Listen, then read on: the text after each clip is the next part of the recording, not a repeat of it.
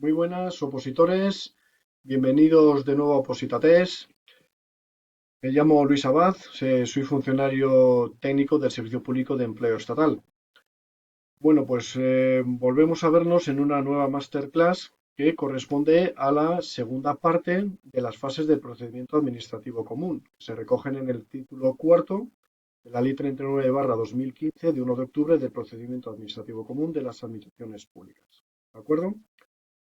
Recordad lo que ya también mencioné en la primera masterclass, la cuestión de los días hábiles, que en el cómputo de días hábiles no se cuentan los sábados, domingos ni días festivos. Y esto lo digo porque en el procedimiento administrativo común los días, mientras no se diga nada, van a ser hábiles. ¿De acuerdo? Siempre hábiles. Si son naturales, tendría que advertirlo, que son días naturales o, lógicamente, los serán naturales cuando una disposición o normativa de la Unión Europea así lo pudiera señalar por el motivo que fuere. Pero siempre que sean naturales, insisto, en el procedimiento administrativo, tendría que advertirlo. Si no dice nada, se entiende que son días hábiles en esta ley. También advertir que no voy a hacer una transcripción de los artículos, no tiene ningún sentido ponerlo en la misma ley cuando la tenemos a mano, tan solo hacer un breve resumen advirtiendo lo más relevante que pudieran contener, haciendo alguna explicación oportuna, etcétera. Muchos de los artículos no merecen prácticamente explicación porque se entienden según se leen. Pero en aquellos casos, pues haré las advertencias oportunas. Y también, de cara a esta segunda parte de las fases del procedimiento, sí que también me gustaría advertir algo que vamos a ver en esta masterclass, y es la distinción, que ya sé que muchos juristas conocéis muy bien las leyes, lo domináis, pero sobre todo para aquellos que no tienen tanto dominio de la ley, de la norma, advertir a veces términos que pueden llevar a equivocación, porque suenan eh, prácticamente como sinónimos, y no lo son. Por ejemplo, normativa, leyes, reglamento, pues parece que todos son leyes, y no, no son todo leyes. Cuando hablamos de normativa, estamos hablando de cualquier norma escrita, ¿de acuerdo? Puede ser una ley, puede ser un reglamento, etcétera. Pero es el término más genérico, normativa. Distinto a la normativa es la ley, que la ley es todo aquello que propiamente lleva esta acepción de este término de ley. Pueden ser leyes ordinarias, pueden ser leyes orgánicas, pueden ser real decretos leyes, puede ser un real decreto ley, real decreto legislativo, etcétera. Todo esto son leyes que no tienen ninguna relación jerárquica entre ellos. Lo que tienen son relación de competencia. Es decir, unas leyes tienen que regular o pueden regular determinadas cuestiones y otras, pues las restantes. Por ejemplo, las leyes orgánicas regulan los derechos y libertades fundamentales recogidos en la Constitución. ¿De acuerdo? Tienen esa competencia como ley orgánica. Pero son leyes, e insisto que no tienen relación jerárquica, simplemente que cada una están dedicadas para lo que correspondan, su competencia. Y por último, los reglamentos, que es otra norma esencial y común. Los reglamentos sí que tienen una relación jerárquica inferior a la ley y entre ellos también tienen relación jerárquica. Están en primer lugar los reglamentos dictados a través del Real Decreto del Consejo de Ministros o de Presidencia del Gobierno. Son reglamentos, digamos, de carácter superior, para entendernos, y después reglamentos de carácter inferior serían las órdenes ministeriales, las dictadas por los ministros. Insisto, todos estos reglamentos son inferiores a la ley, pero asimismo también un real decreto, una orden ministerial dictada por un ministro, jerárquicamente es inferior a lo dictado por un real decreto del Consejo de Ministros o de Presidencia del Gobierno, ¿de acuerdo? Y finalmente están los reglamentos comunes de organización interna, instrucciones, disposiciones, etcétera, ¿de acuerdo? Que en la mayoría de los casos, pues insisto, es para una reglamentación interna en un organismo, en un ministerio, en una unidad administrativa, bueno, lo que correspondiera. Pero distinguid mucho todo esto que estoy comentando, porque si no podemos caer en unas confusiones enormes y sobre todo de cara a los test que nos pillen fácilmente. Dicho lo cual, comenzamos. Bueno, empezamos con la finalización. Las dos fases que vamos a ver en esta masterclass corresponden a las dos últimas fases del procedimiento administrativo, que son la finalización y la ejecución. Es decir, ya estamos acabando en la finalización, tenemos que ir ya procediendo a ir preparando una propuesta de resolución para que finalmente se resuelva. Es a lo que va a corresponder la finalización. Y la ejecución, como su propio nombre indica, significa ejecutar esa resolución que ya definitivamente se ha adoptado. ¿De acuerdo? Vale, la finalización está recogida en los artículos 84 a 96. Comienza con el artículo 84, unas disposiciones generales, donde señala que pondrán fin al procedimiento de forma motivada la resolución, el desistimiento, renuncia al derecho no prohibida normativamente, declaración de caducidad e imposibilidad material de continuarlo por causas sobrevenidas. Bien, vamos a hacer ya aquí las primeras advertencias. El desistimiento. Bueno, el desistimiento advertir que recae sobre el procedimiento. A diferencia de la renuncia al derecho que tenemos a continuación, donde recae sobre la pretensión. Reitero, el desistimiento recae sobre el procedimiento y la renuncia al derecho recae sobre la pretensión. Respecto al desistimiento, no impide, muy importante fijaros en estas dos cuestiones. En el desistimiento no se impide que en el futuro se pueda abrir un nuevo procedimiento con la misma pretensión siempre que no haya prescrito la misma. ¿De acuerdo? Ahora bien, respecto a la renuncia al derecho, en este caso se abandona la acción definitivamente, impidiendo sustanciarla de nuevo. Estamos renunciando tal cual. Y otra advertencia respecto a lo que señala de renuncia al derecho no prohibida normativamente. En este caso hay casos en que no podemos renunciar al derecho, porque la norma nos lo impide. Un ejemplo, los padres no podrán renunciar a los derechos de los que sean titulares sus hijos. Este es un clásico ejemplo donde no puede haber renuncia al derecho. Después nos señala la declaración de caducidad, que ya hablaremos de ella más adelante, no me voy a parar ahora. Y finalmente la imposibilidad material de continuarlo por causas sobrevenidas. Aquí hago dos advertencias en esta última parte del párrafo. Primero, recordad que el artículo 4.3 de esta ley habla de la transmisibilidad de la relación jurídica de donde el derechohabiente adquiere la condición de interesado. Bueno, pues aquí nos está hablando, a sensu contrario, de imposibilidad material de continuarlo por causas sobrevenidas. Ejemplo, fallecimiento del interesado, sin que sea posible transmitir la relación jurídica a sus herederos. ¿De acuerdo? Este sería un ejemplo clásico de imposibilidad material de continuarlo.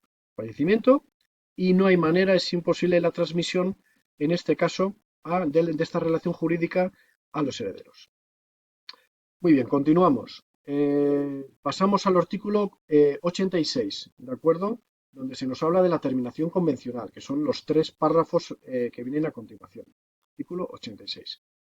Nos dice que los acuerdos, pactos, convenios o contratos pueden tener la consideración de finalizadores del procedimiento o insertarse en el mismo con carácter previo a la resolución que les ponga fin, de forma vinculante o no vinculante. Meto entre paréntesis que esto es habitual en la responsabilidad patrimonial. Todo lo que acabo de mencionar es muy habitual en responsabilidad patrimonial. Requerirán aprobación del Consejo de Ministros u órgano equivalente de la comunidad autónoma los que versen sobre materias de la competencia directa de dicho órgano. Bien, aquí advertir que lo habitual es la finalización en terminación convencional, lo habitual es la finalización por pacto o convenio, son los más comunes, que son las excepciones establecidas en el artículo 21.1 de esta ley en cuanto a la obligación de resolver expresamente, es decir, la finalización por pacto o convenio son las excepciones en cuanto a la obligación de resolver expresamente. ¿De acuerdo? Artículo 21.1. Hago esta advertencia igual que lo hice en la anterior masterclass, porque es conveniente como opositores que se aprenda con el tiempo a interrelacionar todos los artículos, porque de esa manera tendremos un concepto muy sólido de toda la ley de procedimiento administrativo. Y la última advertencia de este párrafo, señalar que requerirán aprobación. ¿De acuerdo? Requerirán aprobación. no suscripción del pacto convenio. ¿De acuerdo? Requerirán aprobación del Consejo de Ministros u órgano equivalente. No significa que estos órganos tengan que realizar la suscripción de dicho pacto convenio, tan solamente aprueban. Esto me viene a la memoria de aquella ley de contratos del sector público, de acuerdo, en materia de derecho financiero, cuando hablamos de contratos superiores, recuerdo yo en la posición por encima de 12 millones de euros, etcétera, donde se requería aprobación, ¿de acuerdo? Pero eso no significa que sea el que lo tenga que suscribir, simplemente la aprobación. Cuidado con estos términos porque inducen a trampa en muchos test. Bien, siguiente, respecto al funcionamiento de los servicios públicos, los acuerdos no supondrán alteración de competencias atribuidas a órganos administrativos ni de responsabilidad de autoridades y funcionarios. Y por último, señalar que en procedimientos de responsabilidad patrimonial, el acuerdo deberá fijar la cuantía y el modo de indemnización. Este modo de indemnización, ya os advierto que se establecerá el modo de indemnización de acuerdo a lo recogido en el artículo 34 de la Ley 40/2015 de régimen jurídico del sector público. ¿De acuerdo? Tendríamos que recurrir para determinar cómo se establece el modo de indemnización. Bien, continuamos con las disposiciones generales y aquí tendríamos en la diapositiva el artículo 85, que nos dice que en procedimientos sancionadores, si el infractor reconoce su responsabilidad, se resolverá el procedimiento con la sanción que proceda. Si esta sanción es pecuniaria, es decir, dinero, ¿de acuerdo? Dinero, el clásico ejemplo es la multa. La multa. Continuamos. Si es pecuniaria, el pago voluntario por el presunto responsable previo a la resolución supondrá la finalización del procedimiento, salvo en lo relativo a la reposición de la situación alterada o la determinación de la indemnización por daños y perjuicios causados. ¿De acuerdo? Salvo esta reposición, porque habría que determinarla. En sanciones exclusivamente pecuniarias o de carácter pecuniario, el órgano competente para resolver aplicará reducciones de al menos el 20% sobre el importe de la sanción propuesta. Ya advierto y continúo con el artículo.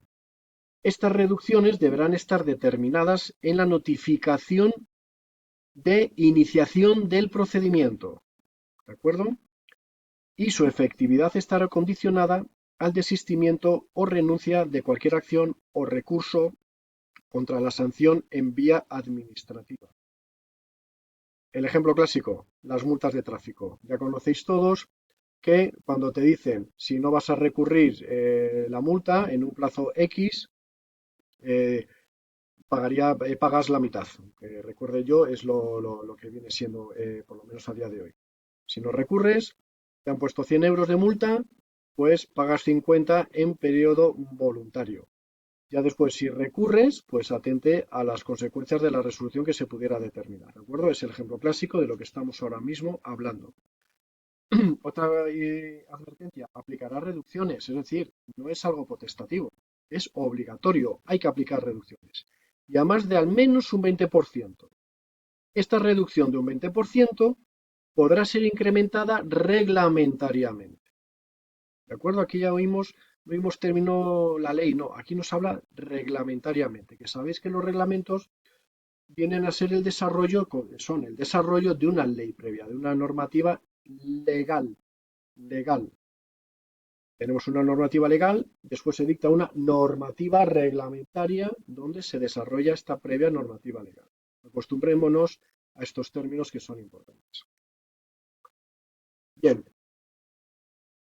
Resolución. Esta primera parte, este primer párrafo, lo señalo importante que cuando la competencia para instruir y resolver recaiga en órganos diferentes, el instructor elevará una propuesta de resolución al órgano competente para resolver. ¿De acuerdo? Esto es muy evidente. Lo que no puede hacer el instructor es pasarle todo el paquetón del expediente administrativo, y ya ni te cuento si va desordenado, al órgano competente para resolver y decir, oye, a mí me parece que a este dueño del negocio X ha incumplido esta normativa y convendría sancionarlo. cabe duda. Pues hombre, no se trata de eso. Tendrá que tener un orden adecuado el expediente, de cómo se ha incoado, y tendrá que figurar una propuesta donde, en base a a la evaluación de los hechos, estime una propuesta de resolución a lo que convenga. Y ya sobre ello el órgano competente para resolver decidirá. Ya sí que vamos aquí en el segundo párrafo con el artículo 87, donde nos dice que el órgano competente para resolver, antes de dictar resolución, podrá decidir de forma motivada la realización de actuaciones complementarias, indispensables para resolver, por un plazo máximo de 15 días. Este acuerdo se notificará a los interesados para que formulen alegaciones por un plazo de 7 días tras la finalización de aquellas. El plazo de resolución se suspenderá hasta la terminación de las mismas, es decir, de las actuaciones complementarias. No tendrán la consideración de actuaciones complementarias los informes que preceden inmediatamente a la resolución final del procedimiento. Aquí mencionar en este párrafo, el acuerdo se notificará a los interesados. Muy importante que no se os olvide. El acuerdo se notifica a los interesados. Y como hemos visto previamente en las anteriores fases del procedimiento, de la instrucción del procedimiento, y como estamos viendo en la finalización y vamos a seguir viendo en esta masterclass, normalmente nos vamos a encontrar que cada acción de la administración lleva una reacción del interesado. Aquí decimos que hay actuaciones complementarias, se notifica a los interesados ¿para qué? Hombre, pues no solamente para que lo sepan, sino para que ejerzan su derecho a formular alegaciones. Es decir, a una reacción del interesado para hacer valer su derecho. Normalmente es así, acción, reacción, administración, interesado, ¿de acuerdo? Y aquí también nos señala que el plazo de resolución se suspenderá. Otra advertencia, recordad respecto a esto del plazo de resolución se suspenderá. Recordad aquello del artículo 22 que se divide en dos partes, punto 1 y punto 2. El punto 1 nos habla de que nos habla sobre la suspensión de plazos para resolver, donde se podrá. Pero en el 22.2, ahí sí que ya nos dice que se suspenderá. ¿Os dais cuenta? Se suspenderá. Aquí está refiriéndose a este artículo 87, a lo que os estoy señalando. Se suspenderá. De hecho, esto corresponde a la letra B de este artículo 22.2. ¿De acuerdo? Vemos nuevamente la interrelación.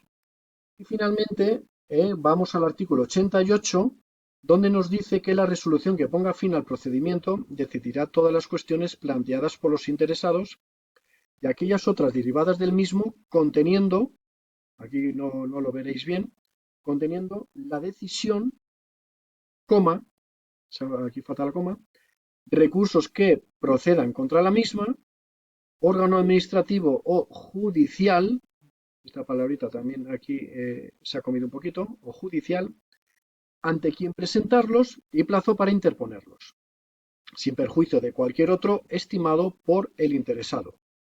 Pues bien, no hay que hacer un análisis pormenorizado de este artículo para comprobar que es prácticamente exacto a lo recogido en el artículo 40.2 de esta ley, respecto al contenido de las notificaciones.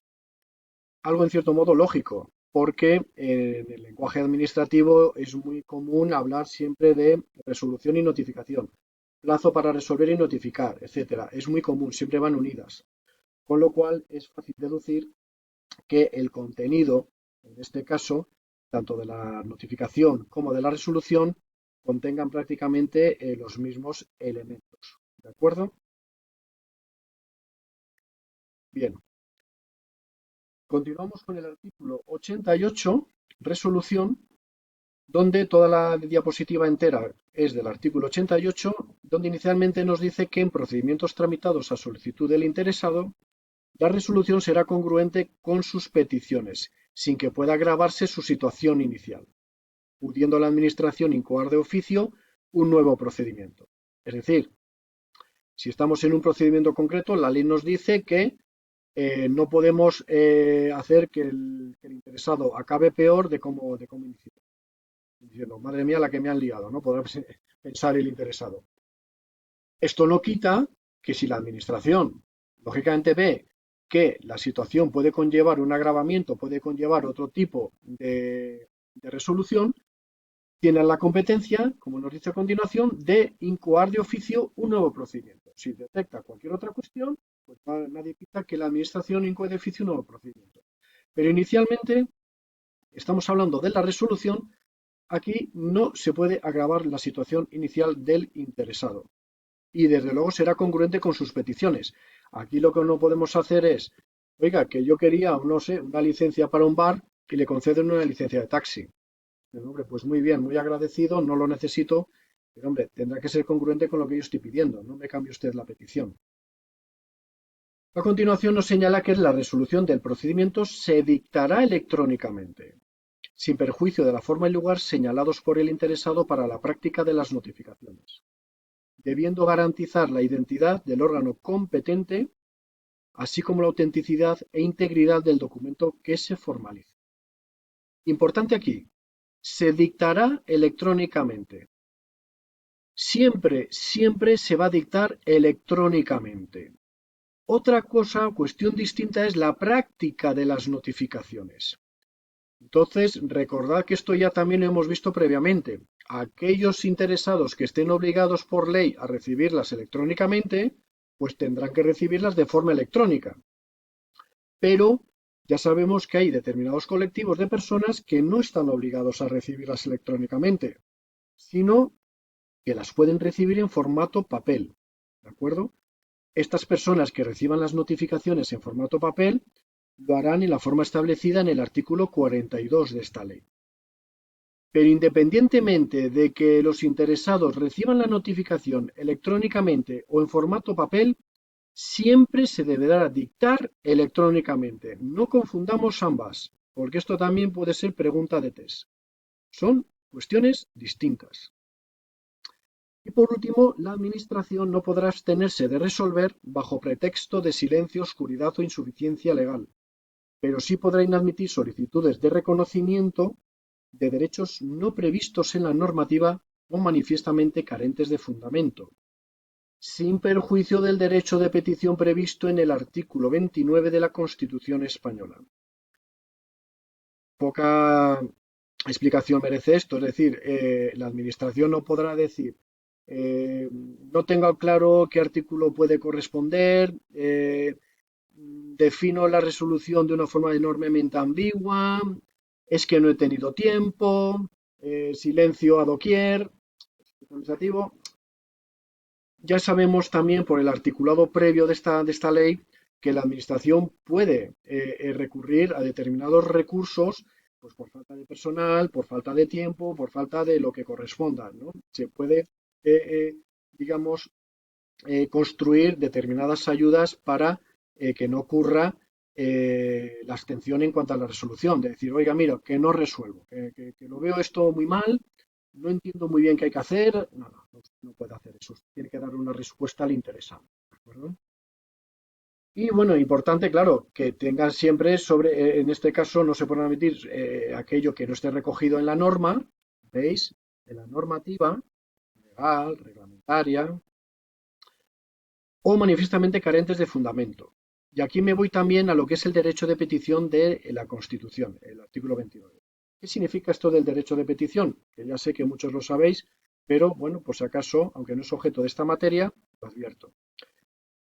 Viene a ser lo que es la facultad para dirigirse a los poderes públicos para trasladarles un hecho, un estado de cosas, reclamando la intervención de los mismos, la intervención de los poderes públicos. Por ejemplo, un recluso en una cárcel, ¿no? Un recluso que formula una petición o una queja ante el director de la prisión, ante el juez de vigilancia penitenciaria, pues porque va a la biblioteca y tiene que buscar los libros que están todos por el suelo y de vez en cuando se le cae una estantería porque no están ancladas. Dices, oiga, yo no tengo por qué soportar estos riesgos, no tengo por qué padecer estas cuestiones, con lo cual tengo derecho a formular, en este caso, un derecho de petición. Este sería un caso que pudiera corresponder al derecho de petición.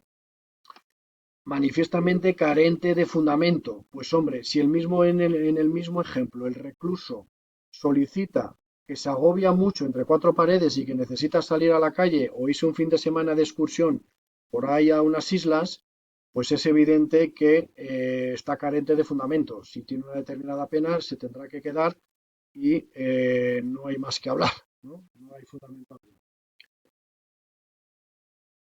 Bien, continuamos en este caso con la resolución y continuamos con el artículo 88, que nos dice que los informes y dictámenes servirán de motivación a la resolución cuando se incorporen al texto de la misma. Poca explicación también merece. Si se incorporan, en este caso, van a servir de motivación, de sustento para la resolución que se adopte. Y en cuestiones conexas no planteadas por el interesado, el órgano competente podrá pronunciarse sobre ellas, debiendo manifestarlas a los interesados para que en un plazo no superior a 15 días aleguen ya por tener su caso los medios de prueba. Aquí nos habla de un plazo no superior a 15 días, como nos ocurría también con la anterior masterclass, donde empezamos a ver que a veces no determina un plazo concreto. En este caso dice un plazo que en ningún caso sea superior a 15 días, ¿de acuerdo? Y también nos señala que podrá pronunciarse. Podrá, no es obligatorio, es facultativo. Bien, vamos a la resolución en procedimientos de carácter sancionador. Continuamos con la finalización, pero nos vamos a meter en procedimientos en la resolución en procedimientos de carácter sancionador. Iniciamos con la propuesta de resolución, luego ya veremos la resolución, pero ahora vamos en primer lugar con la propuesta de resolución. Toda esta filmina corresponde al artículo 89. ¿De acuerdo? ¿Qué nos dice inicialmente?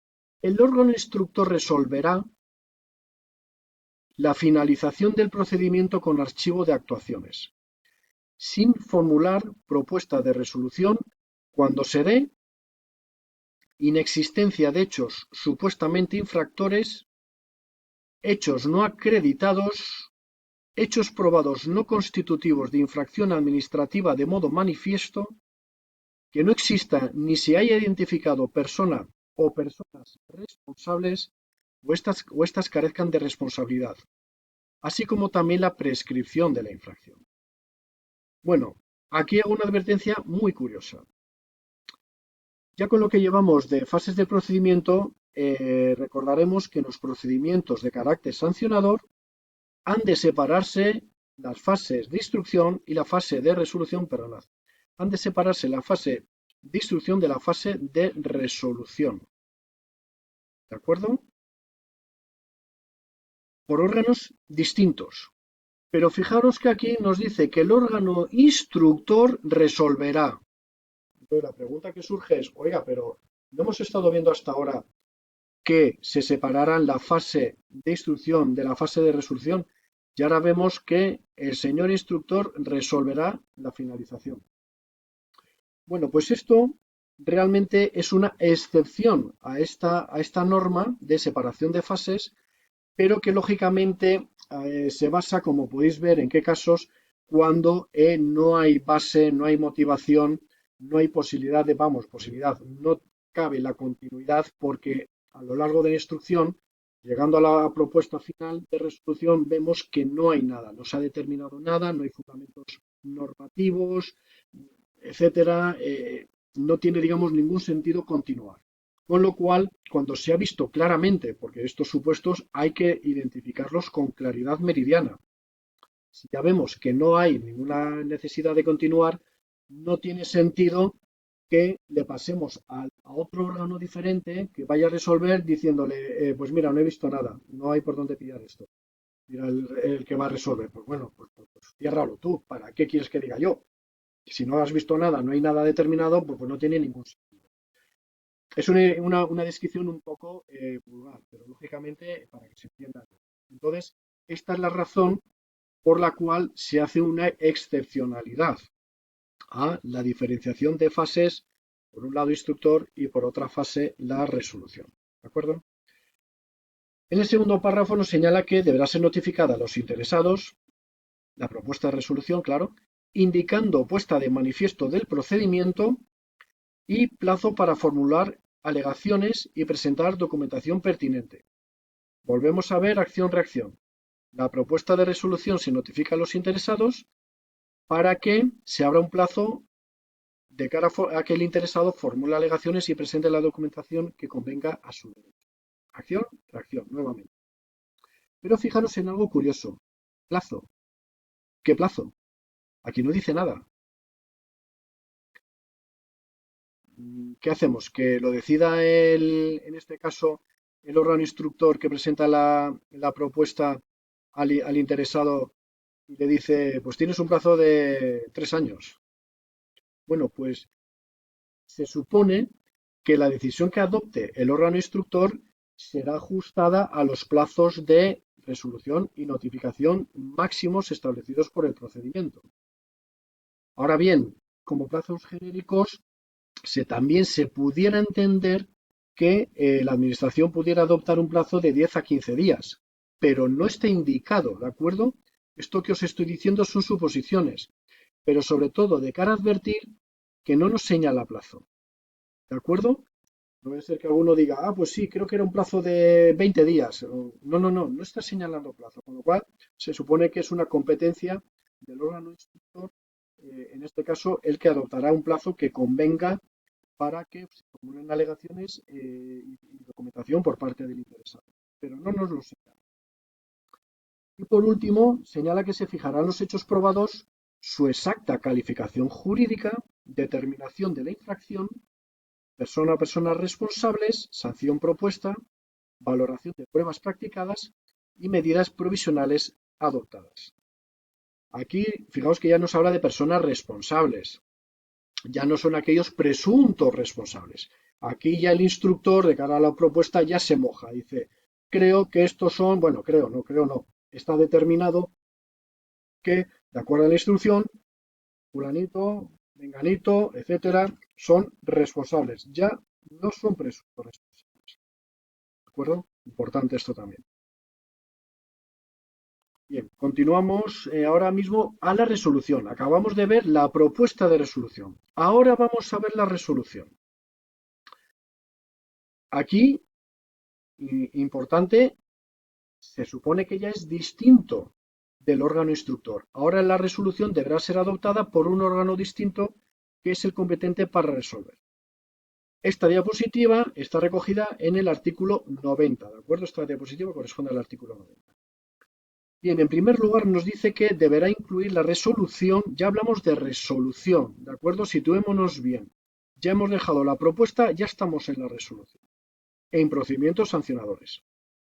Deberá incluir los elementos de la propuesta de resolución, además de, es decir, los genéricos de toda propuesta, pero añadiendo, por la importancia que tiene el carácter sancionador, además de valoración de las pruebas practicadas, hechos, personas responsables, infracciones cometidas, sanciones que se imponen, o bien la declaración de no existencia de infracción o responsabilidad.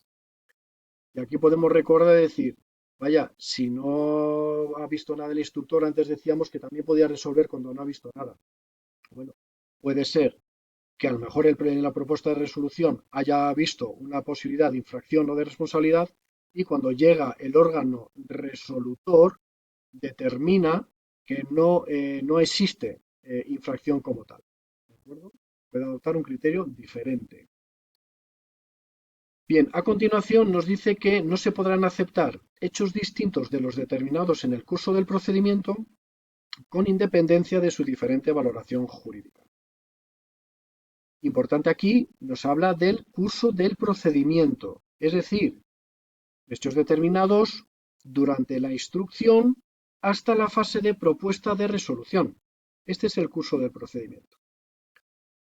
Y después nos dice con independencia de su diferente valoración jurídica. Es evidente que en la parte resolutoria el órgano que va a resolver podrá hacer una valoración jurídica diferente de la señalada por el instructor en la propuesta de resolución. Es decir, puede modificar la tipificación de la infracción o de la sanción, llegando incluso, como decía el párrafo anterior, declarar la no existencia de infracción o responsabilidad. Por eso es importante que en este caso sea el órgano resolutor, no el instructor. A continuación, señala que en caso de considerar que la infracción o sanción reviste mayor gravedad que la determinada en la propuesta, se notificará al inculpado para que aporte alegaciones en el plazo de 15 días. Acción-reacción. Si considera que hay mayor gravedad, ¿de acuerdo? Se notifica ya al inculpado, ya es inculpado plenamente, para que alegue en 15 días. Vuelta, acción, reacción. ¿Veis que es continuo esto? Acción, reacción. Y por último nos señala que la sanción que ponga fin al procedimiento será ejecutiva cuando no quepa recurso ordinario contra ella en vía administrativa, pudiendo adoptarse las disposiciones cautelares pertinentes para garantizar su eficacia en tanto no sea ejecutiva. Estas disposiciones cautelares podrán consistir en mantener las medidas provisionales adoptadas, lógicamente si se hubieran adoptado previamente en su momento oportuno, pues podrán consistir en mantener estas medidas provisionales. Dos advertencias. En primer lugar, bueno, esto es un poco más como culturilla que ya hablé en la masterclass anterior. Recordad que previamente al inicio de la instrucción del procedimiento se pueden adoptar medidas provisionales. Bien, en su momento ya advertí que este es un término muy utilizado en el derecho civil cuando se habla de matrimonio, en cuanto a separaciones, divorcios, etcétera, pero nada común en el lenguaje administrativo. De hecho, estamos acostumbrados en el lenguaje administrativo, lo vemos frecuentemente en la jurisdicción contencioso administrativa, donde se habla de adoptar medidas cautelares, medidas cautelarísimas, etcétera, pero no de medidas provisionales. Pero fijaros que previamente al inicio del procedimiento se pueden adoptar medidas provisionales, pero aquí ya nos habla de lo que os acabo de decir. Se podrán adoptar disposiciones cautelares, con lo cual, al final del procedimiento administrativo, el legislador retoma esta terminología propia del derecho administrativo, de cautelar. Y aquí pongo en mayúsculas ordinario, que no quepa recurso ordinario. ¿Cuáles son los recursos ordinarios? Son el recurso de alzada y el recurso potestativo de reposición. ¿De acuerdo? Continuamos con la resolución y continuamos con el artículo 90, que nos dice inicialmente que en resoluciones ejecutivas, estas podrán suspenderse cautelarmente en caso de manifestar el interesado su intención de interponer recurso contencioso administrativo contra la resolución firme en vía administrativa. Esta suspensión finalizará cuando haya transcurrido el plazo legal sin haberse interpuesto el recurso señalado, o habiéndolo presentado, no se haya solicitado la suspensión cautelar en dicho trámite. O bien, finalmente, sobre los términos, habrá que estar a los términos en que se pronuncie el órgano judicial sobre la suspensión cautelar solicitada. ¿De acuerdo? Aquí nos está hablando, pues como podéis ver fácilmente, es que ante una acción concreta del interesado, de decir, oiga, pues voy a interponer este recurso. Muy bien, pero habrá que estar a un plazo legal porque no podemos esperar que decir, os lo prometo, el interesado dice, os lo prometo, voy a poner un recurso contencioso administrativo. Pasan 6 años y decimos, oye, pero no ibas a poner un recurso contencioso, y dirá, pues se me olvidó, pero ya prescrito todo, con lo cual os lo coméis, la administración se lo come. Es un ejemplo ridículo, ¿no? Pero para todo, lógicamente, se le da un plazo de decir, bueno, lo dejamos en este caso suspendido cautelarmente hasta demostrar que se ha interpuesto ese recurso en un plazo determinado, ¿de acuerdo? O, habiendo presentado este recurso, si no se ha solicitado la suspensión cautelar en el trámite, lo cual puede también dar problemas si no la solicitas. No se va a hacer de forma automática, es decir, yo hago un recurso y se supone que se va a suspender cautelarmente. No. Y de hecho al final nos dice, o bien sobre los términos en que se pronuncia, es decir, habrá que estar a lo que diga el órgano judicial en torno a la suspensión cautelar solicitada. ¿La mantendrá? ¿No la mantendrá? Habrá que estar a lo que decida el órgano judicial. Y finalmente nos dice que en caso de daños y perjuicios causados a la administración por las conductas sancionadas, cuya cuantía a indemnizar no hubiera quedado determinada en el expediente, se fijará un procedimiento complementario para determinar la cuantía destinada a indemnizar los mismos, cuya resolución será inmediatamente ejecutiva. Es decir, este procedimiento, de hecho, a continuación, el propio artículo nos señala que este procedimiento será susceptible de terminación convencional.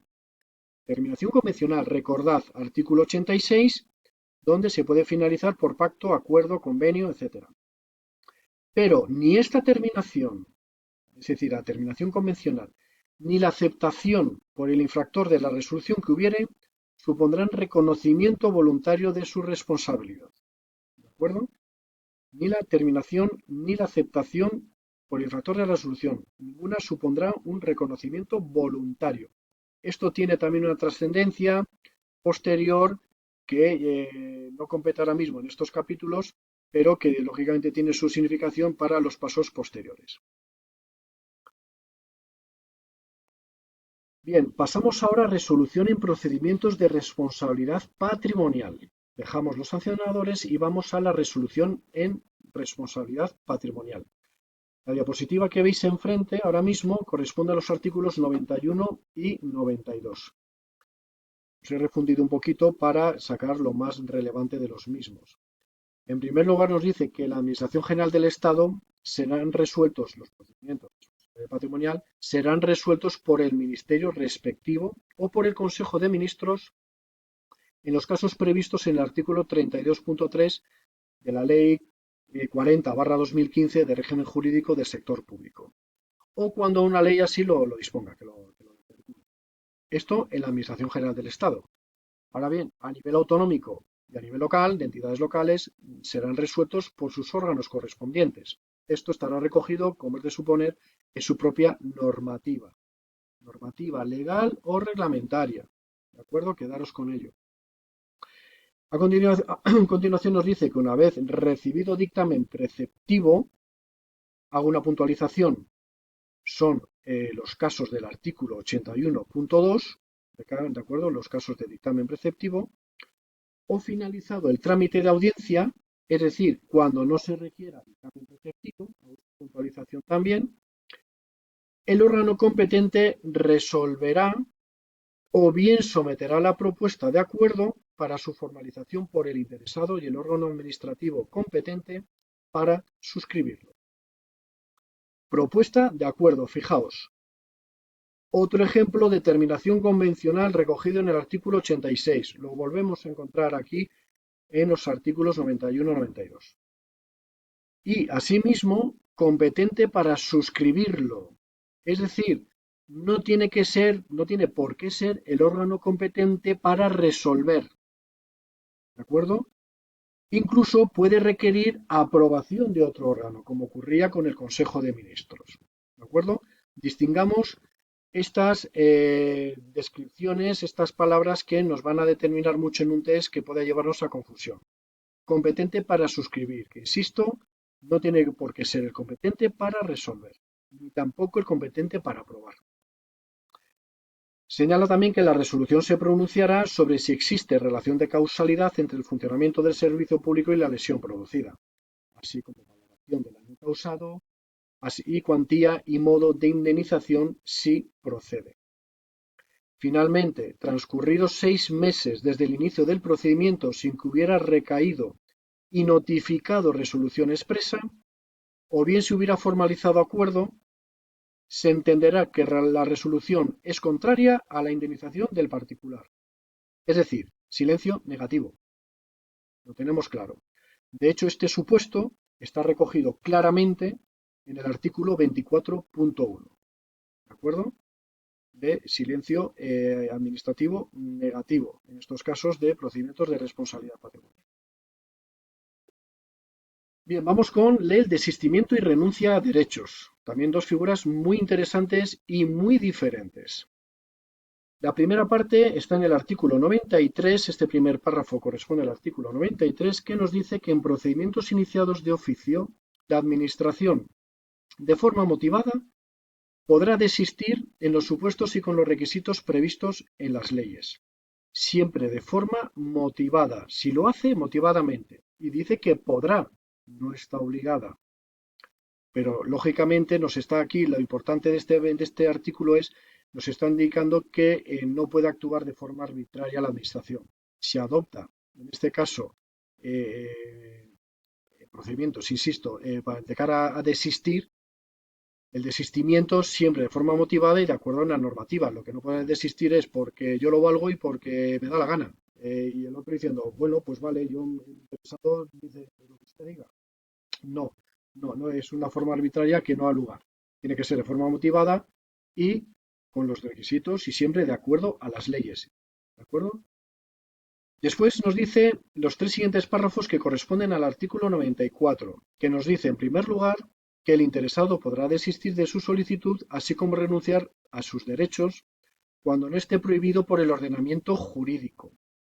Por ejemplo, derecho a la seguridad social, protección de la seguridad social, así como otros del Código Civil, como pueden ser derechos en la patria potestad, en la tutela, etc.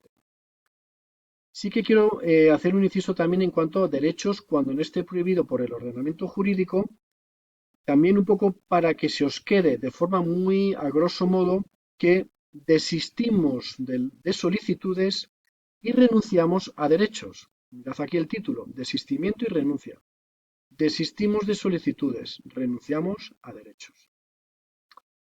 El tercer párrafo nos señala que en escritos de iniciación formulados por dos o más interesados, el desistimiento o renuncia afectará solo a quien lo hubiere formulado. Poca descripción hay que hacer a mayores, ¿no? Lógicamente, no se puede, el derecho que tenga un interesado a desistir o a renunciar no significa que el resto tenga que hacer exactamente lo mismo, en absoluto. Mucho menos cuando encima estamos hablando de renuncia a derechos. Imaginaos las enormes implicaciones que esto tendría, renunciar a derechos, de ningún modo. Y también nos dice que se formularán por cualquier medio que permita su constancia siempre que incorpore las firmas que correspondan según la normativa aplicable. Esto de las firmas se recoge también en el artículo 11.2 respecto al uso obligatorio de firma en medios de identificación. ¿De acuerdo? Recordad también este artículo. Continuamos con el desistimiento y renuncia y con el artículo 94, al que corresponden también estos dos párrafos. La Administración aceptará de plano ambos, es decir, desistimiento y renuncia a derechos. Y advertir también que siempre que se constaten todas las garantías legales, no podrá aceptar de plano ambos así como así, sino siempre de acuerdo a toda garantía legal, declarando concluso el procedimiento, salvo que terceros interesados personados instasen su continuación, para lo cual dispondrán de 10 días desde que fueran notificados del desistimiento o renuncia. ¿De acuerdo? Y por último, podrán limitarse los efectos del desistimiento o renuncia al interesado cuando la cuestión suscitada entra en interés general o fuera conveniente sustanciarla para su definición y esclarecimiento, lo que dará lugar a la continuación del procedimiento. Nos habla de limitarse, ¿eh? No nos están diciendo, primero, podrán limitarse o no, facultativo, pero limitarse. Es decir, no podrá ejercerse de pleno, digamos, frente a todos los efectos que puedan acarrear el desistimiento o renuncia, ¿de acuerdo? Al interesado. Solamente podrán limitarse en casos de interés general o cuando fuera conveniente para sustanciarla para su definición y esclarecimiento. Esto tiene una relevancia importante, pero creo más conveniente hablároslo después respecto, si no recuerdo mal, a la caducidad. Pero va a ser muy interesante y lo vamos a ver un poquito más tarde. Bien, caducidad. Toda esta diapositiva corresponde al artículo 95, la caducidad. También en respecto a la caducidad, de forma genérica, ¿de acuerdo? A grosso modo, porque la caducidad y la prescripción tienen mucha más enjundia de la que aparecen a simple vista, pero para que de alguna manera podamos entenderlo. La caducidad. Caducan los plazos de las acciones o los procedimientos, ¿de acuerdo? Caducan los plazos y prescriben los derechos. Insisto que es muy a grosso modo, tienen más complejidad de la que parecen. Pero para los que tengan menor conocimiento legal, esta, esta relación, digamos, puede ayudar un poco a entender de cara a la ley en qué puede consistir una caducidad y en qué puede consistir la prescripción, cuando lo veamos en la normativa. Bien, ¿qué nos dice el artículo 95 en primer lugar? Que en procedimientos iniciados a solicitud del interesado, la paralización del mismo por causa imputable a éste conllevará a la Administración a advertir que, transcurridos 3 meses, se producirá la caducidad del procedimiento. Transcurrido el plazo sin que el interesado realice actividades para reanudar la tramitación, se acordará el archivo de las actuaciones, lo cual se notificará al interesado. Bueno, es lógico. Lo que no puede ser es que cuando el interesado, por una causa la que pudiera corresponder, paralice el mismo, pues no podemos estar eternamente en la administración esperando a ver si el señor vuelve a aparecer de nuevo por ahí, ¿no? Dicen, han pasado aquí 7 meses y no sabemos nada de él. Bueno, pues frente a ello la administración simplemente le advierte diciendo, oiga, transcurridos 3 meses se va a producir la caducidad del procedimiento. Cuidado, la caducidad del procedimiento, ¿veis? Caducan los plazos, en este caso del procedimiento. Pero eso no le impide al interesado volver a iniciar un nuevo procedimiento para reclamar el derecho siempre que no hubiera prescrito. ¿De acuerdo? Con lo cual dice, vale, se me ha pasado este procedimiento, pero puedo volver a iniciar otro. A continuación nos dice que contra la resolución de caducidad procederán los recursos pertinentes. Pertinentes inicialmente, pues lo que es el recurso de alzada, si la resolución no pone fin a la vía administrativa, o el potestativo de reposición o la vía contencioso administrativa, si la resolución pone fin a la vía administrativa. Y a continuación nos dice que la inactividad del interesado en la cumplimentación de trámites no conllevará la caducidad, salvo que sean indispensables para la resolución. Vamos a ver, no cabe la caducidad por la simple inactividad del interesado en la cumplimentación de trámites. No hay caducidad en su cumplimiento, por la inactividad del interesado. No hay caducidad. Esto solamente lo que va a conllevar es la pérdida del derecho a ese trámite. Pero, insisto, no va a haber caducidad, simplemente pierde el derecho a ese trámite. Pero en este caso, el artículo nos dice, salvo que sean indispensables para dictar resolución, lo que sí conllevaría caducidad. Un ejemplo de trámites indispensables para la resolución que sí llevaría caducidad, por ejemplo, sería una determinada prueba en procedimientos sancionadores. Las pruebas ya hemos hablado previamente en la masterclass anterior, que se sustancian normalmente en los procedimientos sancionadores y normalmente tienen mucha relevancia para la decisión del procedimiento, porque ahí es donde cada parte va a hacer valer principalmente sus derechos. Entonces, en este caso, sí conllevaría caducidad tratándose de una prueba. Y finalmente nos dice que la caducidad no producirá por sí sola la prescripción de las acciones del interesado de la administración. No obstante, los procedimientos caducados no interrumpen el plazo de prescripción. Ejemplo, un plazo común de prescripción son 4 o 5 años. ¿No? Son muy comunes estos plazos prescriptivos. Pongamos un plazo de prescripción de 4 años. Y la caducidad lleva un plazo de 6 meses. Bueno, pues pasados esos 6 meses caduca el procedimiento, pero como la plazo de prescripción son 4 años, después de esos 6 meses, ¿qué tenemos? Pues 3 años y medio, evidentemente, para poder iniciar un nuevo procedimiento, que es al final lo que he dicho respecto a este primer párrafo. ¿De acuerdo? Bastante sencillo. Bien, continuamos con la caducidad y el artículo 95. ¿De acuerdo? Continuamos también con el artículo 95. ¿Qué nos dice? Que en caso de iniciarse un nuevo procedimiento por no haber prescrito el plazo, se podrán incorporar los actos y trámites cuyo contenido se hubiera mantenido igual de no haberse producido la caducidad, debiendo cumplimentarse nuevamente el trámite de alegaciones, proposición de prueba y audiencia del interesado. Bien, ya hemos visto ahora mismo que si no ha prescrito el plazo, lo acabamos de ver, podemos iniciar un nuevo procedimiento, ¿de acuerdo? Entonces, ¿qué nos facilita la normativa? Como nos está diciendo el artículo 95.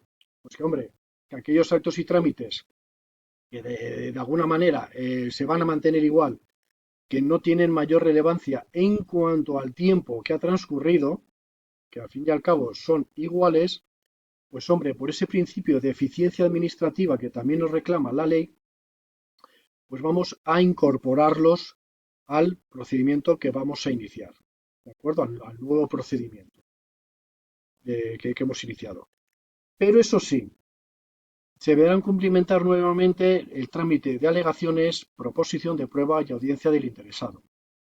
Algo que en cierto modo es lógico, porque son trámites que, habiendo pasado un determinado tiempo, evidentemente pueden cambiar la sustancia del procedimiento, pueden, no digo ya reorientarlo en sentido contrario, pero es verdad que con el paso del tiempo estas tres posibilidades, alegaciones, proposición y audiencia, pues lógicamente siempre van a convenir mucho a la resolución del procedimiento, con lo cual es normal que la ley advierta que esto va a volver, se tiene que reiterar nuevamente para contribuir a la defensa legal de cada parte. Incluso también puede ayudar, tanto las alegaciones, la prueba como la audiencia, también es verdad que pueden conllevar a eh, modificar, digamos, aquello que hubiera podido llevar a la caducidad anteriormente, en el anterior procedimiento.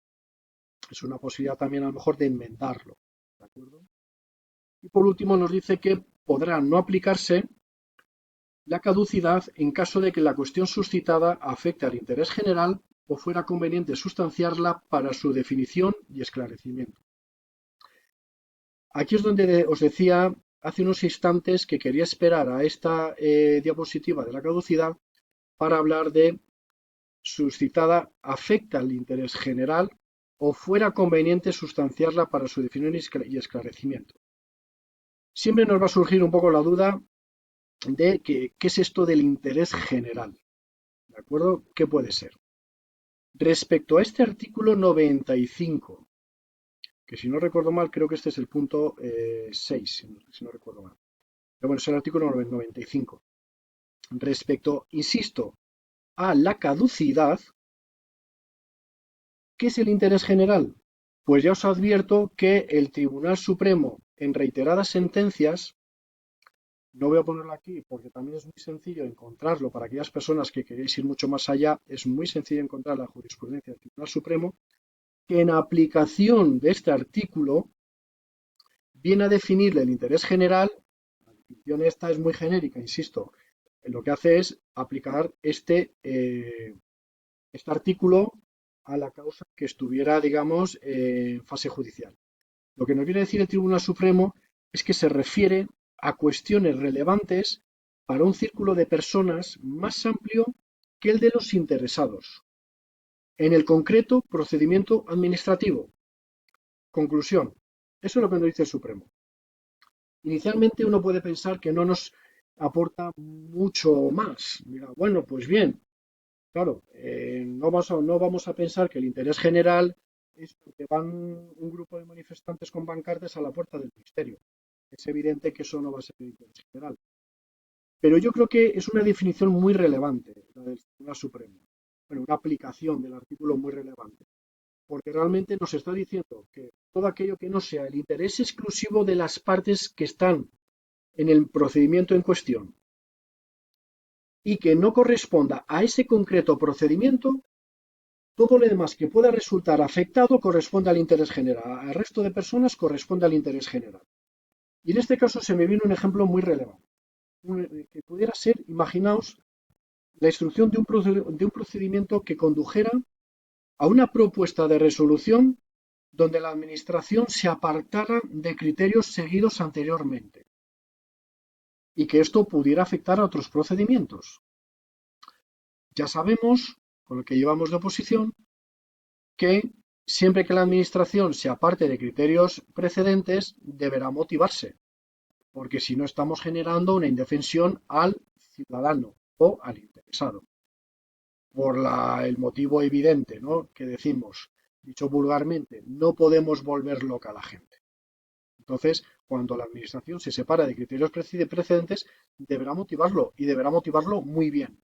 Pues imaginaos en este caso que estamos en un procedimiento, se está instruyendo y ya llegados a la propuesta de resolución, ya lógicamente ni os cuento cuando vamos a resolver, donde veamos que posiblemente por las circunstancias, un cierto cambio normativo, etcétera, es muy importante lo que estamos estudiando no solamente para ese procedimiento y no solamente para esas personas, sino que esto puede tener una relevancia enorme para otros interesados, para otros titulares de derechos afectados, para otros procedimientos presentes o futuros. Incluso es relevante, como dice el artículo, que podrá no aplicarse la caducidad, porque imaginaros también que esto finaliza en vía administrativa y llega a fase judicial, a la contenciosa administrativa, a la vía contenciosa. Bueno, pues a lo mejor también es importante que los tribunales terminen de dictaminar las cuestiones que se hubieran sustanciado previamente en la fase administrativa, en vía administrativa, ¿de acuerdo? Es un ejemplo muy relevante en este caso de que no podrá aplicarse la caducidad cuando veamos pues, que afecta a otras personas y a otros procedimientos. ¿De acuerdo? Importante esta definición del Supremo para que, hombre, en un tipo test esto no os va a caer porque hay que poner lo que dice el artículo y se acabó. Pero sí que en un caso práctico puede ser esto muy relevante que a lo mejor puedan preguntaros si llegado a una cuestión concreta que se haya suscitado, se aplica la caducidad convenientemente porque no ven relevancia, cuando a lo mejor en el supuesto te están diciendo que afecta a otros procedimientos y a otros interesados. A otros interesados. Bueno, pues tendríamos argumentos para decir que, de acuerdo de alguna manera a los criterios del Tribunal Supremo, que cabría no aplicar, es decir, cabría no aplicar la caducidad y continuar el procedimiento. Perdonad este parón en exceso, pero bueno, creo que era importante matizarlo. Bien, tramitación simplificada. Esto vemos la diapositiva presente que corresponde al artículo 96, toda la diapositiva, que nos dice inicialmente que la Administración, de oficio a solicitud del interesado, podrá acordar la tramitación simplificada del procedimiento cuando razones de interés público o la falta de complejidad del procedimiento así lo aconsejen. No obstante, en cualquier momento del procedimiento anterior a la resolución, el órgano competente podrá continuar con arreglo a la tramitación ordinaria. Importante y por evidencia. Anterior a la resolución. Claro, una vez dictada la resolución, ¿qué vamos a tramitar? ¿De acuerdo? Ya pasaríamos a la fase de ejecución. El procedimiento deberá ser resuelto en 30 días, salvo que reste menos para su tramitación ordinaria, a contar desde el día siguiente al de notificación al interesado.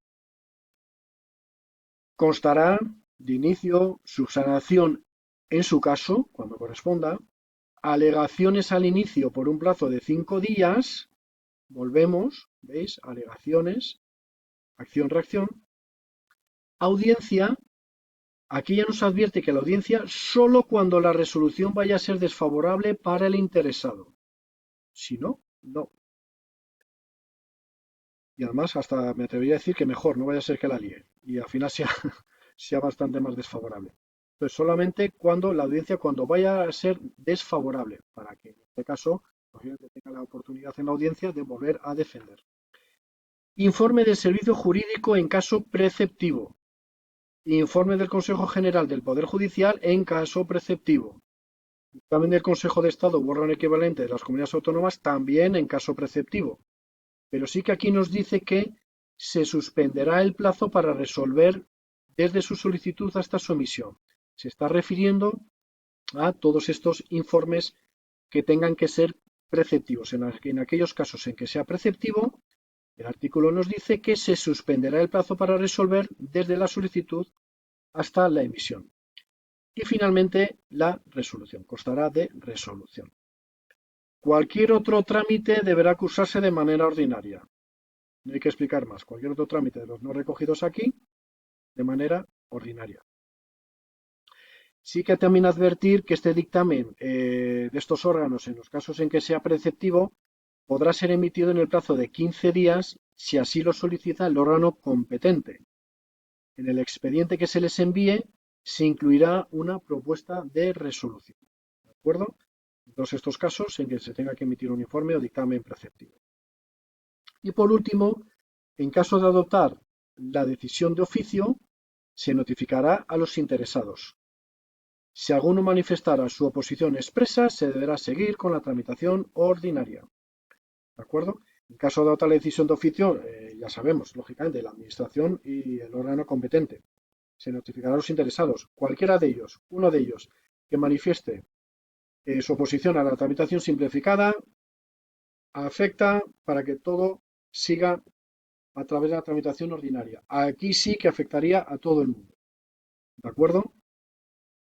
Dices, bueno, pero es que si los demás les viene muy bien porque tienen prisa y dicen, oiga, no, a mí manténgamelo en tramitación simplificada. Bueno, lo que no se va a producir en este caso es ningún perjuicio de su derecho. De ahí que en este caso no va a afectar ni al desistimiento ni está afectando a la renuncia a derechos, como hemos visto previamente en diapositivas anteriores. Aquí, con que uno de los interesados diga que quiere tramitación ordinaria, pues todo el mundo tramitación ordinaria. Pero insisto, porque no se está afectando derecho alguno, simplemente que se va a tramitar de forma ordinaria, pero el procedimiento sigue, la resolución se va a efectuar exactamente igual, etcétera. No hay ningún perjuicio, salvo el tiempo, pero oiga, al final va a tener respuesta a través de la resolución a lo que hubiera solicitado. Continuamos con tramitación simplificada y continuamos con el artículo 96, donde nos dice que si a petición de los interesados el órgano competente apreciara que no concurren razones suficientes, podrá desestimar la solicitud en un plazo de 5 días desde su presentación. Silencio negativo. Sería silencio negativo. Y no cabrá interposición de recurso contra esta decisión. Aquí no cabe interponer recurso. De hecho, podrá desestimar la solicitud en un plazo de 5 días desde su presentación, lo que implica silencio negativo y a su vez que implica que se va a continuar con la tramitación ordinaria. ¿De acuerdo? Importante. Desestima la solicitud en un plazo ordinario. Si no lo comunica, sabemos que va a ser silencio negativo y se deberá también saber que esto supone vuelta a la tramitación ordinaria. Y no cabe recurso contra esta decisión. ¿Vale? O contra el silencio administrativo, evidentemente.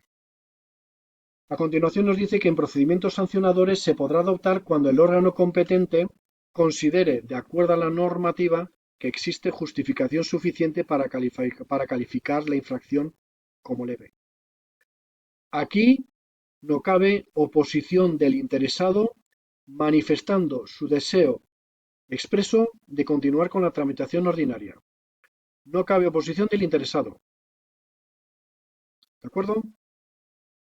Y a continuación nos dice que en procedimientos de responsabilidad patrimonial, distinto de los sancionadores, donde hemos dicho que no cabría oposición del interesado, en procedimientos de responsabilidad patrimonial el órgano competente podrá acordar de oficio la suspensión del procedimiento general y la iniciación del simplificado cuando considere inequívoca la relación de causalidad entre el funcionamiento del servicio público y la lesión, así como la valoración del daño y el cálculo de la cuantía de indemnización. Algo que entendemos todos de forma lógica. Cuando esté bastante claro, bastante evidente, en este caso, procedimiento de responsabilidad patrimonial, que la relación es inequívoca, salta a la vista de cualquiera, lógicamente que esté debidamente acreditada, pues hombre, en este caso el órgano competente acuerda de oficio la suspensión del procedimiento general y pasa al simplificado porque ya no hay mucho más que tramitar cuando está suficientemente demostrada la relación entre el funcionamiento del servicio público y la lesión, qué necesidad hay de continuar un procedimiento ordinario gastando tiempo y dinero y recursos. Puede adoptar de oficio la suspensión del procedimiento ordinario y continuar con el simplificado directamente.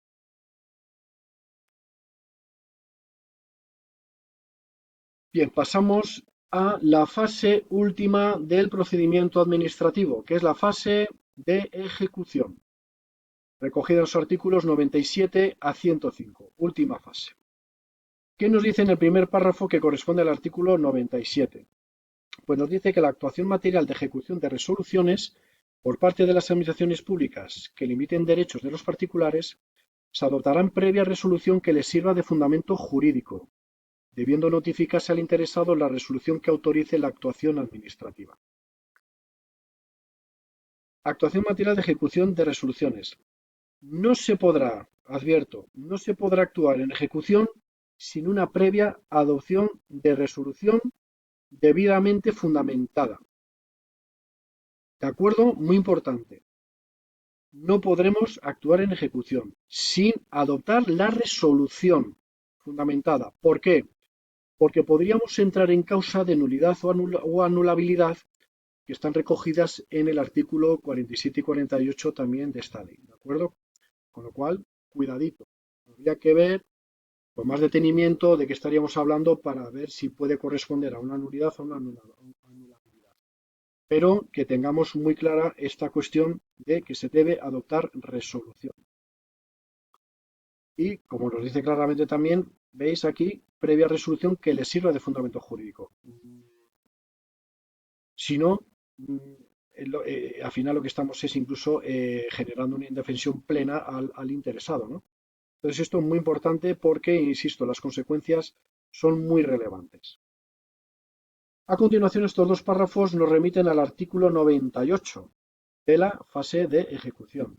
Nos dice que los actos de las administraciones públicas sujetos a derecho administrativo serán inmediatamente ejecutivos, salvo que se produzca la suspensión de la ejecución, resoluciones sancionadoras contra las que quepa algún recurso en vía administrativa, que una disposición establezca lo contrario o se necesita aprobación o autorización superior. Aquí advierto que cuando nos dice resoluciones sancionadoras contra las que quepa algún recurso en vía administrativa, ¿qué recurso? Pues recurso a la alzada, recurso potestativo de reposición o recurso extraordinario de revisión. Por eso se está hablando exclusivamente en vía administrativa, ¿de acuerdo?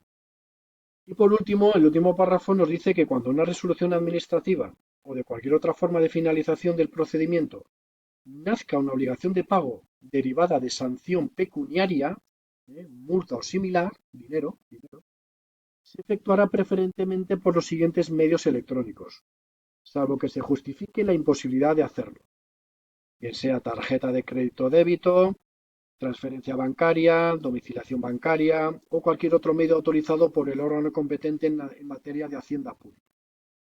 ¿De acuerdo? Que al final los órganos competentes en materia de hacienda pública siempre van a llevar la delantera en cuanto a los medios de pago. Y esto saben muchísimo, como bien sabéis. Bien, ejecución forzosa. Que aquí vamos a hablar ya, vamos a introducir a los medios de ejecución forzosa. Bueno, aquí os voy a advertir, este primer artículo corresponde primer párrafo corresponde al artículo 99, que nos dice que las administraciones públicas, previo apercibimiento y respetando el principio de proporcionalidad, podrán proceder a la ejecución forzosa de actos administrativos, salvo que por norma legal se suspenda la ejecución o se requiera intervención de órgano judicial. Muy importante, previo apercibimiento, importantísimo. Si no, no podemos ejecutar nunca. Nunca. Las consecuencias gravísimas. Previo apercibimiento y respetando el principio de proporcionalidad. Que esto lógicamente responde a ese derecho constitucional que, dicho vulgarmente, viene a decir, por favor, no sobrepaséis, que no es necesario, cuando no sea necesario. Y ahora vamos a ver en qué consiste esta proporcionalidad increscendo que vamos a ver en los medios de ejecución forzosa. Pero aquí sobre todo remarco previo apercibimiento. Tiene que estar apercibido, en este caso, la persona, el interesado. O el responsable. Bueno, aquí estaríamos hablando de responsable. Y después, lo que sí que nos dice es que, salvo que por norma legal, se suspenda la ejecución o se requiera intervención de órgano judicial. Se requiere intervención de órgano judicial cuando sí lo exija la Constitución española o la ley, que es lo que nos dice también el artículo, ¿de acuerdo? Ejemplo clásico de intervención de órgano judicial, las entradas en los domicilios de los interesados o de los responsables. ¿De acuerdo? Vamos a necesitar, en este caso, intervención de órgano judicial, salvo que nos admita la entrada. Si fueran varios los medios de ejecución admisibles, se elegirá el menos restrictivo de la libertad individual. Esto va relacionado con el principio de proporcionalidad mencionado ahora mismo, ¿de acuerdo? Siempre proporcionales, cuanto menos restrictivo mejor, etcétera. A continuación, nos señalan, por cierto, el segundo y tercer párrafo corresponden al artículo 100, que son los correspondientes a los medios de ejecución forzosa, ¿de acuerdo? Artículo 100. Segundo y tercer párrafo. ¿Qué nos dice este tercer párrafo del artículo 100? Que en caso de ser necesaria la entrada en el domicilio del afectado o restantes lugares que requieran autorización del titular, se deberá obtener consentimiento de este o su defecto autorización judicial. Lo acabo de mencionar. Cuando habla de restantes lugares que requieran autorización, pues un local privado de la persona, en este caso, puede conllevar también que se requiera la autorización. ¿De acuerdo? Un local concreto para que tenga pues, cualquier cosa suya personal. En este caso necesitaría lo mismo una autorización judicial. Si no nos la concede el titular del mismo, evidentemente, claro. Y este último párrafo corresponde al artículo 105, se refiere a las acciones posesorias. Es el último artículo, en este caso, de la ejecución. Pero lo he querido meter aquí para ya después finalizar con los propios medios de ejecución forzosa, ¿de acuerdo? Finalizar con esos medios. Entonces, este párrafo que corresponde al artículo 105 nos dice que no se admitirán a trámite acciones posesorias contra actuaciones de los órganos administrativos en materia de su competencia y de acuerdo al procedimiento legalmente establecido. Bien, pregunta, ¿qué es eso de acciones posesorias? ¿No? Esto puede dar lugar a mayores dudas, es decir, no tengo muy claro a qué se refiere. Pues se trata de los interdictos. Y alguno dirá, pues me has dejado peor todavía, ¿qué es eso de los interdictos? Bueno, pues se refieren a procedimientos ágiles, sumarios, breves, que tratan de resolver cuestiones de propiedad o de posesión para determinar quién es el legítimo dueño. ¿De acuerdo? Se trata, en definitiva, a través de un procedimiento rápido, sumario, traten de resolver quién es el titular de la propiedad, quién es su legítimo dueño. En este caso, lo que nos dice el artículo 105 es que no estarían permitidas estas acciones posesorias contra los actos de la Administración cuando sean competencia de la Administración y la Administración actúe de acuerdo al procedimiento legalmente establecido. Es decir, cuando la Administración actúa con todos los parabienes del mundo, todo perfecto, no caben acciones posesorias que acabo de definir. No cabrían este tipo de acciones posesorias contra la Administración. Bueno, pues vamos ya directamente a la parte última de las fases de procedimiento, de la fase de ejecución, que son los medios de ejecución forzosa. Estos medios, como también acabo de indicar, van increciendo, ¿de acuerdo? Digamos que se van poniendo cada vez peor. Más o menos es la evolución de estos medios. Vamos con el primero, que es el apremio sobre el patrimonio, recogido en el artículo 101, que nos dice que en caso de tener que satisfacer cantidad líquida en virtud de acto administrativo, se seguirá el procedimiento establecido en la normativa del procedimiento de apremio, no pudiendo imponerse una obligación pecuniaria no establecida en norma de rango legal.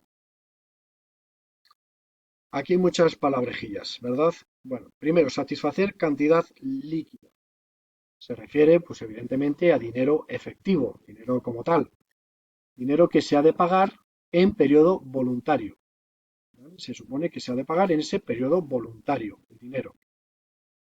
Pero a continuación nos dice se seguirá el procedimiento establecido en la normativa del procedimiento de apremio. ¿Qué es eso del procedimiento de apremio?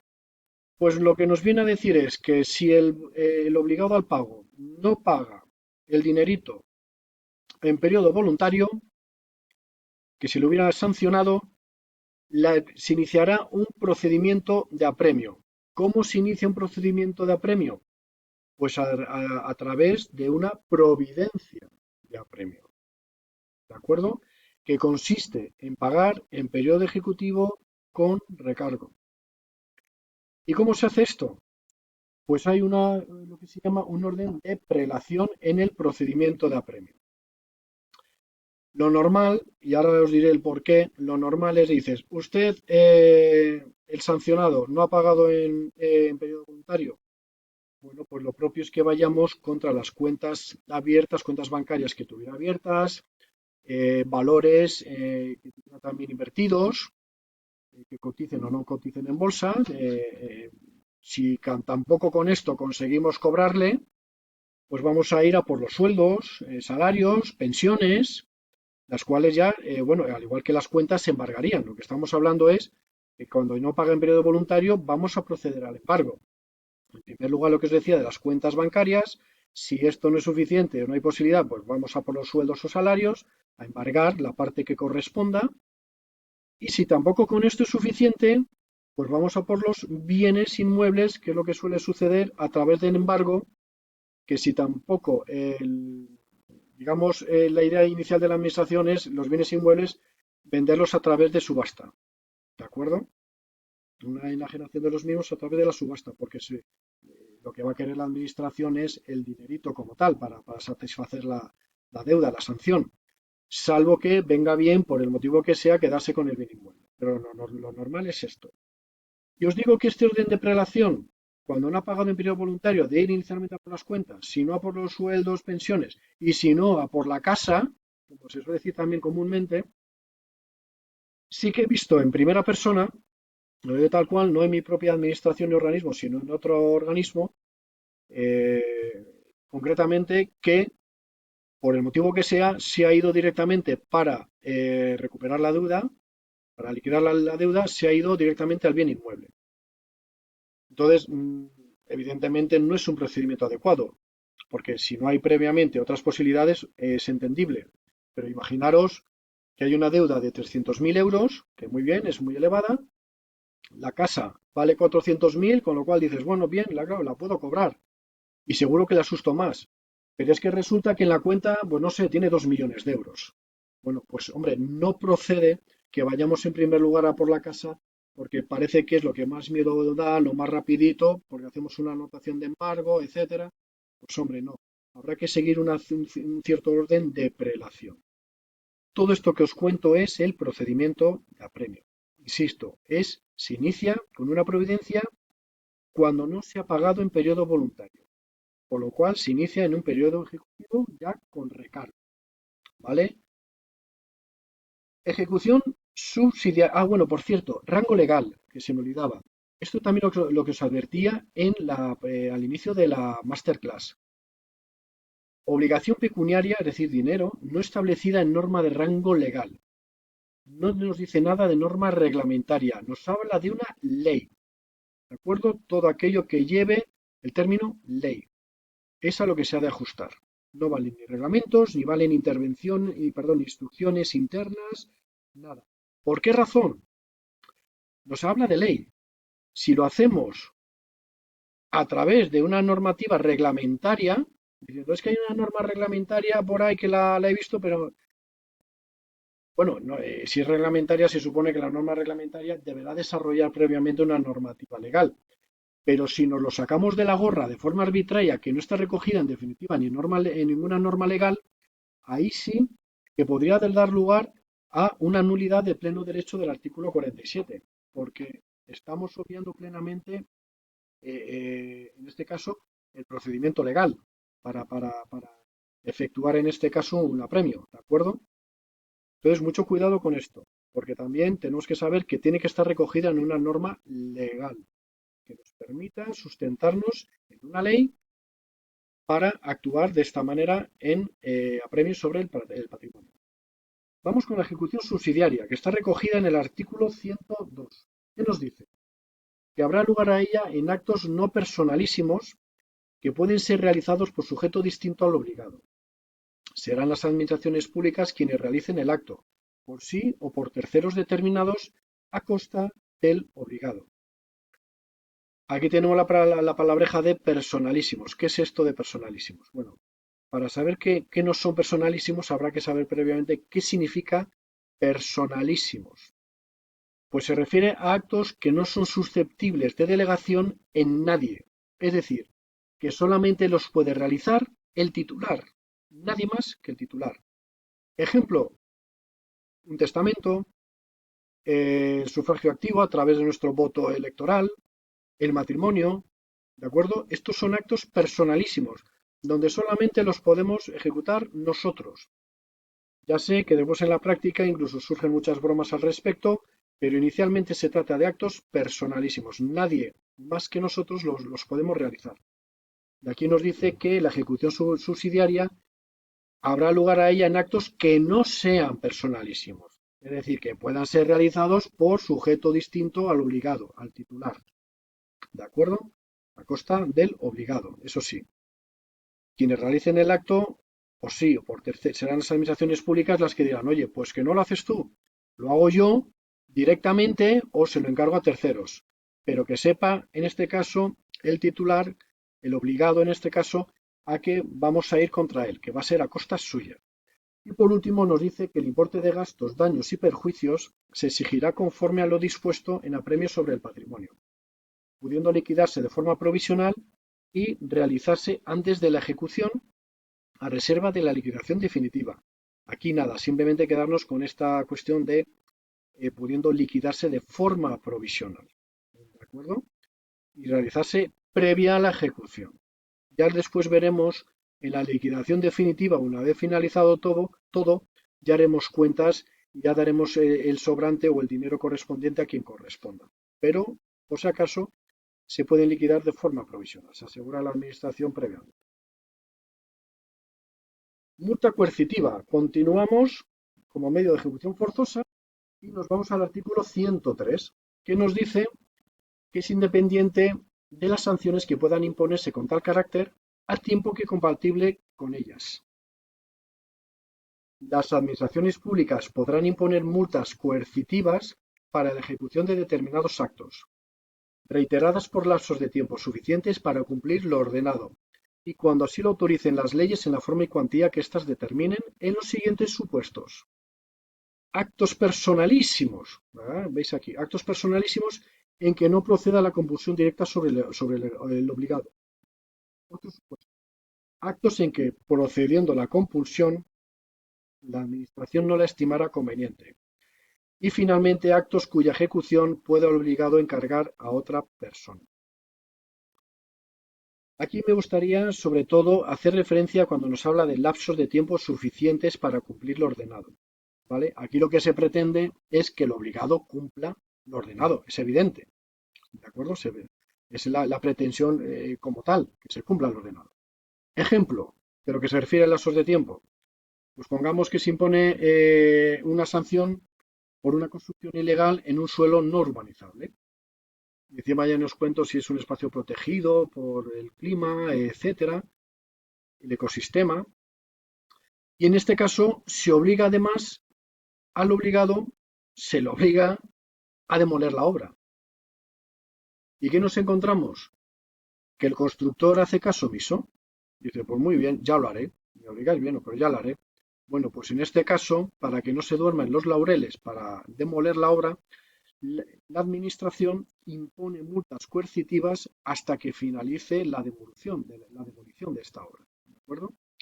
Le sanciona en primer lugar por esa construcción ilegal, porque es ilegal y tiene lugar la sanción, pero para que no se duermen los laureles, dice, oiga, para que usted no haga lo que le venga en gana, como sé, por lo que sea, o estoy estimando que está tardando mucho lo que sea, pues para que no se demore más, no me haga perder el tiempo a mí, que soy la administración, le voy a imponer a mayores multas coercitivas para que cumpla lo mandado. ¿De acuerdo?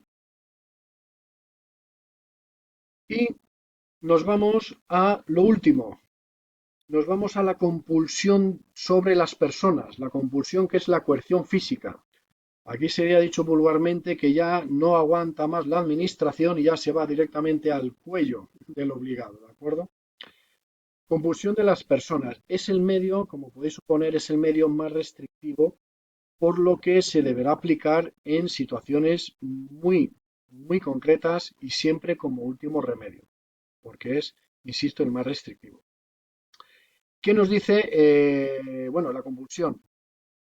¿Qué supone? Supone la aplicación de fuerza sobre el obligado a soportar el cumplimiento de un acto administrativo.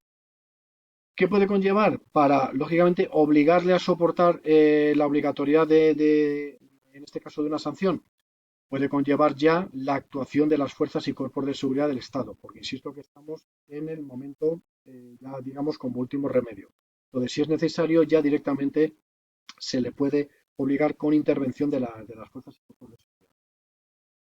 Lo que nos dice el artículo 104, que es donde está recogida la compulsión sobre las personas, es que está dirigida a actos administrativos que impongan una obligación personalísima. ¿Veis? Tiene que ser personalísima.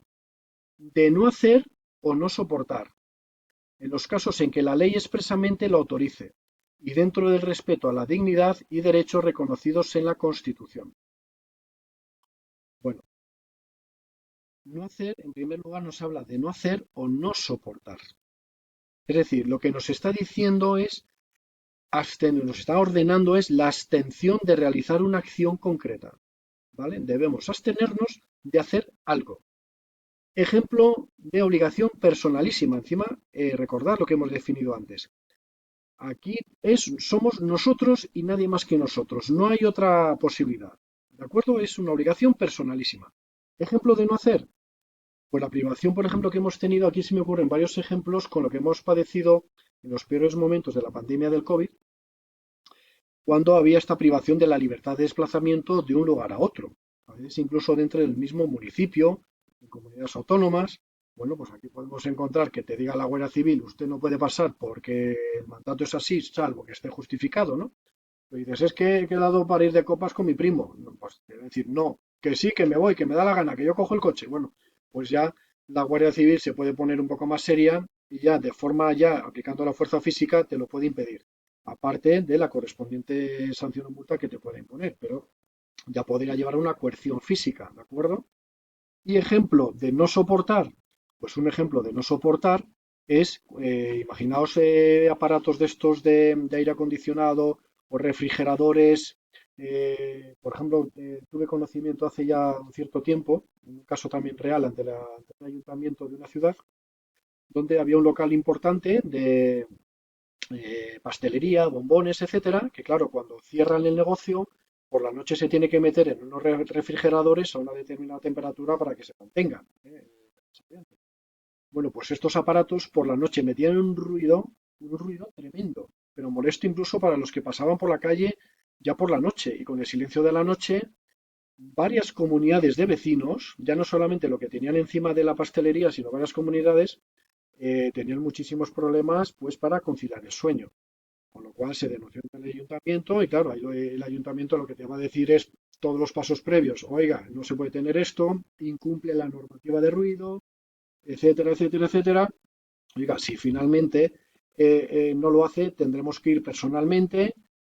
Habrá una compulsión donde tengamos que ir allí al local, apagar los aparatos y hacer lo que creamos conveniente, pese a que usted se oponga. Si se opone, pues lo llevaremos detenido o lo que corresponda. Bueno, pues ahí puede ser una obligación de no soportar.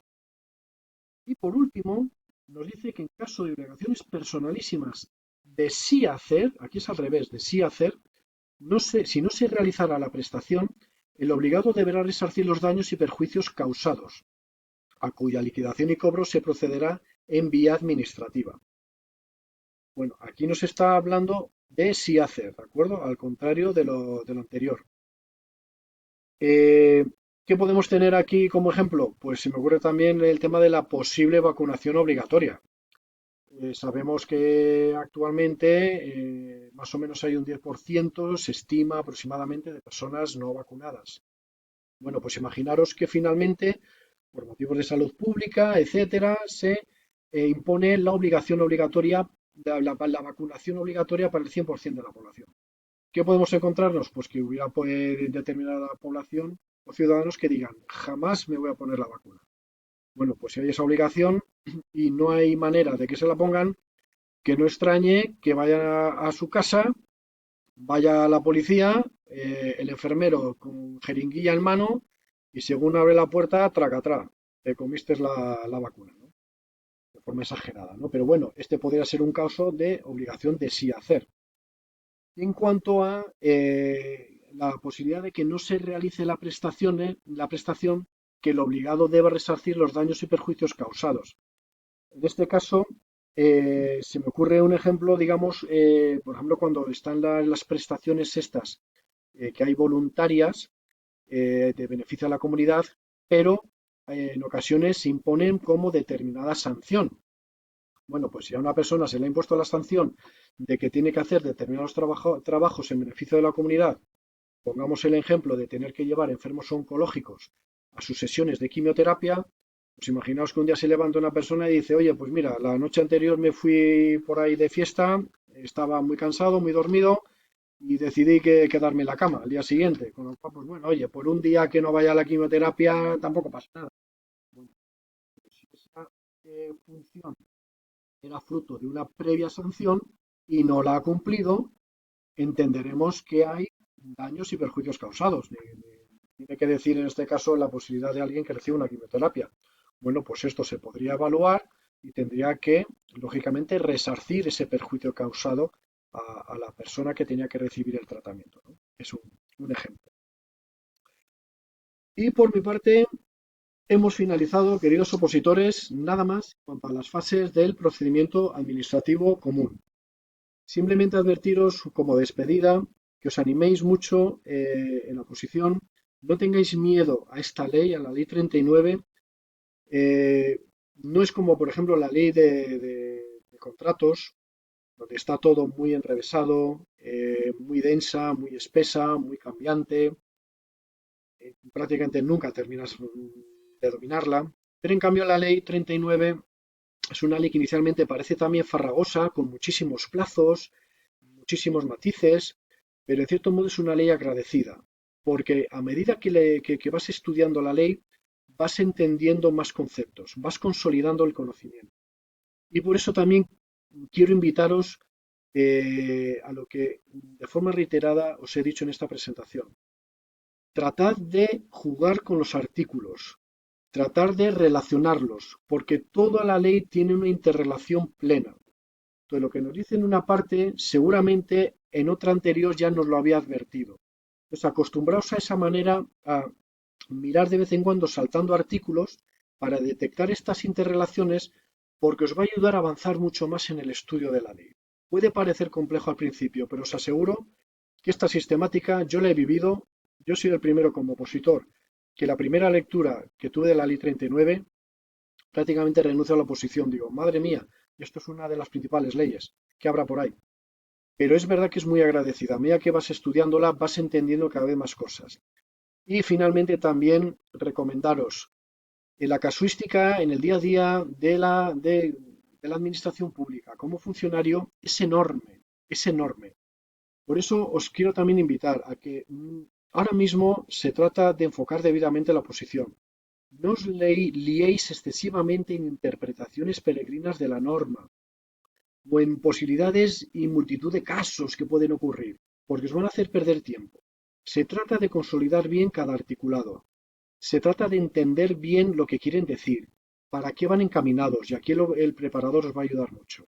Entonces, invitaros sencillamente a esto, a entender bien la ley, a interrelacionarla entre sí, entre todos los artículos, y a saber aplicarla a supuestos básicos, elementales, donde tengan esta aplicación, ¿de acuerdo? No es necesario irse mucho más allá, insisto, no entréis en unas complejidades ya peregrinas, porque no os van a ayudar, no os van a ayudar. Eso os lo encontraréis en el día a día cuando seáis funcionarios, y os aseguro que os tendréis que parar y pensar, porque las soluciones no son tan fáciles, ¿de acuerdo? Por lo tanto, centraos bien en la posición, aprended bien el articulado, entended en qué consiste, qué quieren significar y mucho ánimo con la oposición. Espero veros algún día como compañeros en la administración pública. Muchos abrazos, adelante y mucha suerte.